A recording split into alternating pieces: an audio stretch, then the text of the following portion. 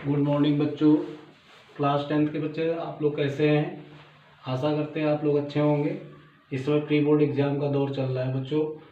विज्ञान में chemistry part से आईबीसी नाम बच्चे नहीं कर पाते हैं। आज ही विज्ञान का पेपर हुआ, मैं देख रहा था, बहुत से बच्चे आईबीसी नाम नहीं कर पा रहे थे।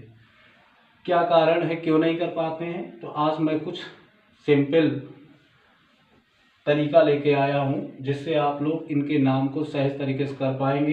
पहले तो प्रथम श्रेणी में आईबीसी नाम करते कैसे हैं? आईबीसी है क्या?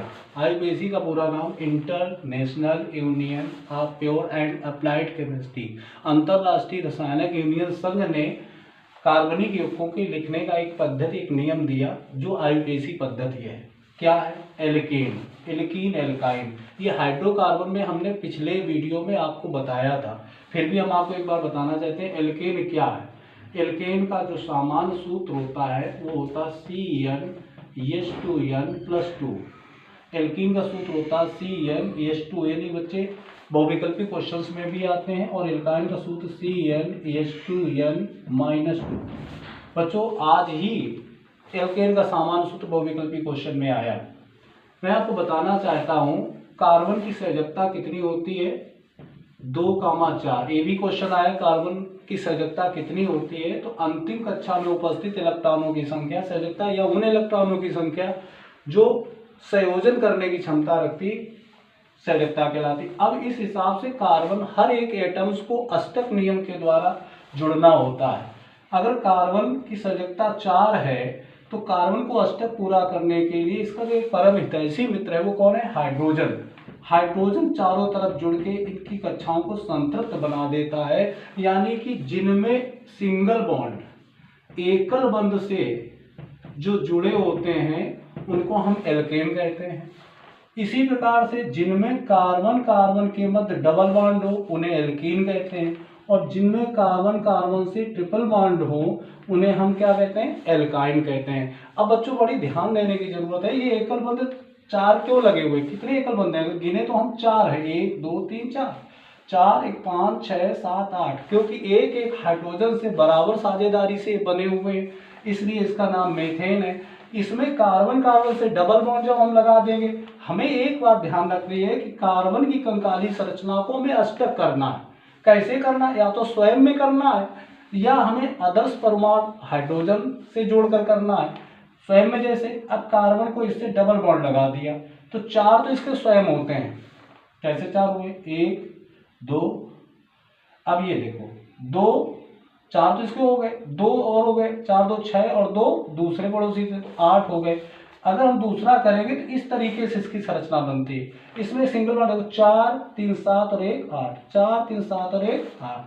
इस तरीके से अब हम सबसे पहले जो आईबीसी नाम ज्ञात करने का मूल सिद्धांत है कि हमें हर कार्बन एटम्स के शब्द मूल चाहिए। शब्द मूल क्या होते हैं?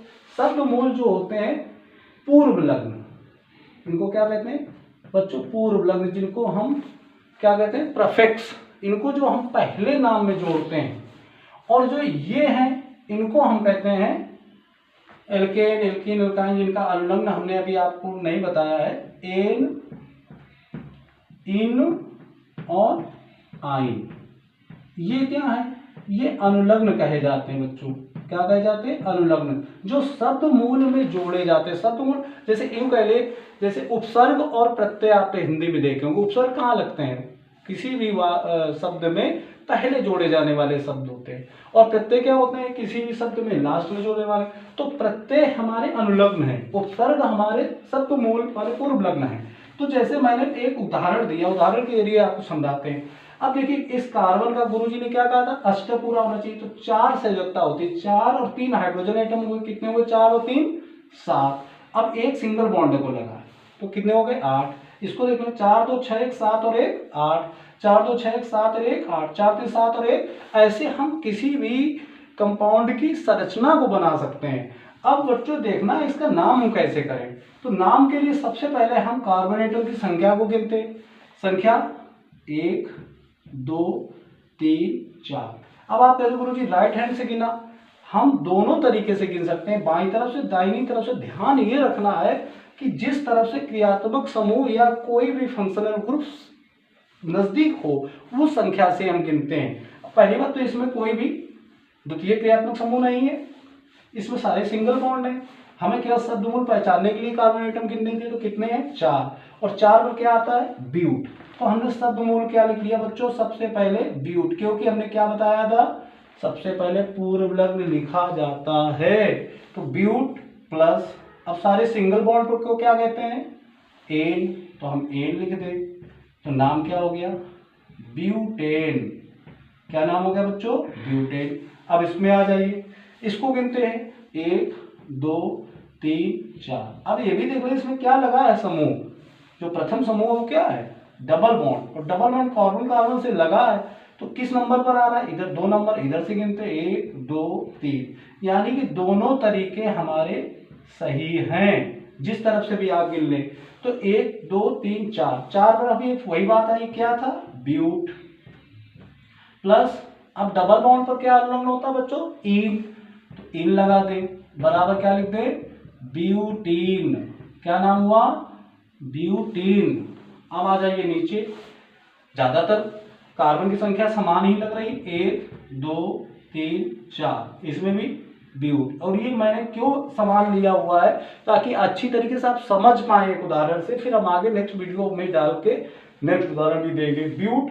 अब यहाँ नंबर 2 पे क्या लगा है ट्रिपल बॉन्ड, ट्रिपल बॉन्ड का क्या नाम था आइन, क्या कर दे आइन बराबर ब्यूटाइन। तो देखो वही नाम जो कठिन लग रहे थे वो सरल हो गए।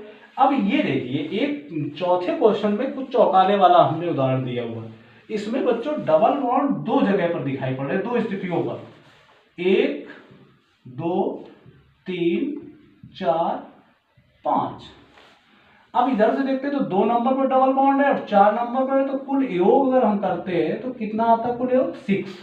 अब इधर से गिन लेते हैं 1 2 3 4 5। अब ध्यान से बच्चों देखिए, यहां से अगर हम इधर से गिनते हैं दाहिनी तरफ से, तो ये 1 और 3, 1 + 3 योग कितना आ गया 4, तो सबसे कम ये तरीका आपका गलत रहेगा, नीचे वाला गिनना सही रहेगा। तो क्या इसका नाम आ जाएगा, शब्दमूल को पहले पहचान ले, पेंट। 5 पर क्या होता है पेंट, देखिए C5 का 5 पे होता है पेंट, तो ये हो गया पेंट। अब पेंट के बाद डबल बॉन्ड कितने बार आए हैं, कोई समान समूह अगर अधिक संख्या में आता है तो उसके लिए डाई शब्द लगाते हैं, कितने नंबर पर पेंट डैश 1, 3 डाई इन। क्या नाम हो गया पेंट 1, 3 डाई इन। आशा करते हैं बच्चों आपको समझ में आया होगा। नेक्स्ट वीडियो में हम आप क्रियात्मक समूह से बनने वाले आईपीसी नाम का वीडियो भी अपलोड करेंगे। तब तक के लिए धन्यवाद बच्चों, पढ़ते रहिए, परीक्षा पास में है, सफल होइए।